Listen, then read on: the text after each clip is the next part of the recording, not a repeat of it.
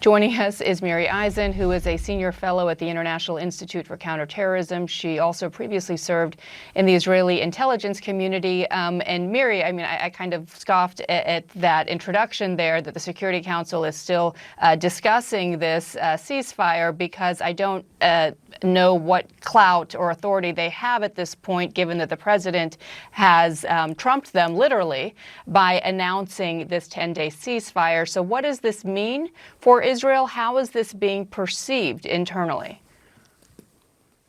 Here I am sitting, and suddenly it popped up. I got that Truth Social, and I was like, oh, the President of the United States announced two things. He said the word ceasefire, and then he said a lot of the word peace. And we were sitting here in Israel and going, oh, the President of the United States just informed us. This is after all day long what happens towards a ceasefire. And this is something that happens here every time. And this was also with the ceasefire with Iran, is that there's an upgrade in the amount of direct confrontation, meaning up north right now, Israelis who live in Nahariya and Kfar Shmona, Kiryat Shmona, all the places up north, there's been a heavy duty fire of incoming rockets, incoming missiles, incoming UAVs. So we were all expecting the announcement. We just didn't expect it to come from the President of the United States.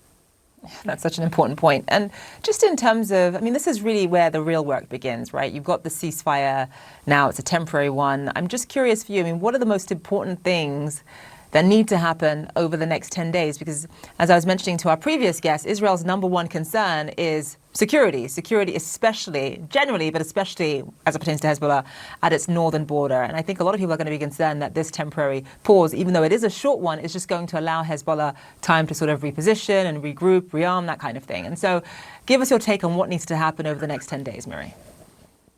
So I want to give a call out in that sense also to the people up north and what they want to have happen in the next 10 days. Because I live here in the greater Tel Aviv area, and I look at it in one way. But if I drive an hour and a half to the north, to those that have been for the last 10 days stuck next to their safe rooms, you can't go to work, you can't go to school, that total abnormal type life, what they want right now is for Hezbollah on the other side of the border to be disarmed.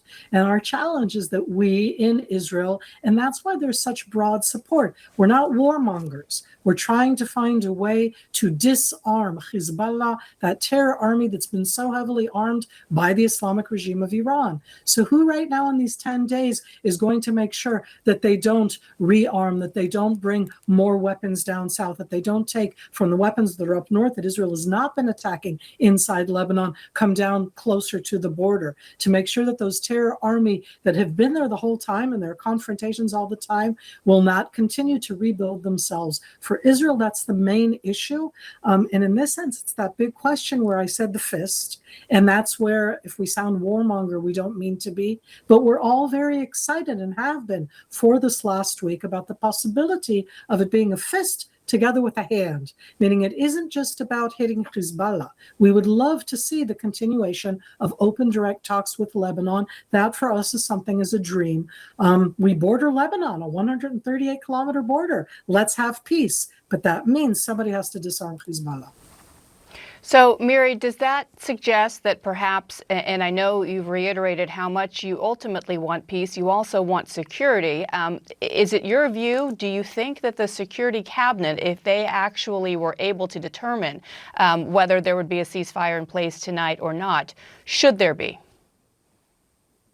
So I don't always do these in the hypothetical questions. I think that the Israeli Security Cabinet, and for that bulk, 80% of Israelis, thought that we need to continue to do what I call the fist, or not a ceasefire, against Hezbollah. And yes, it's in Lebanon. And yes, Hezbollah are Arabic-speaking Lebanese Shiites. But at the end, this is against Hezbollah, that are a terror proxy army supplied and inspired by the Islamic regime of Iran. And they're on my border to the north. They've been firing into us. That's why you want to continue the fist. Because the question here is, will Lebanon do so? And to us, there's a quite clear-cut answer, and it's not a nice one. I have no expectations of Lebanon, the Lebanese armed forces, in any way trying to even disarm Hezbollah. I just don't see that happening. Perhaps that's why, according to at least IDF officials right now, they are not retrenching. They are not moving their positions from where they are currently in southern Lebanon, or for the next 10 days at least. We'll see if that changes. Miri Eisen, thank you so much for joining us. Really appreciate your perspective.